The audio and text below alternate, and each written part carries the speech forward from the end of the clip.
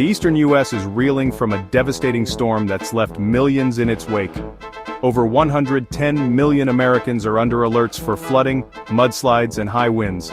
Kentucky has been hit particularly hard, with heavy rain causing severe flooding, multiple fatalities, and over 300,000 power outages across several states. Governor Andy Beshear has declared a state of emergency and is seeking federal assistance. In Tennessee, evacuation efforts are underway, with over 50 nursing home residents already moved to safety.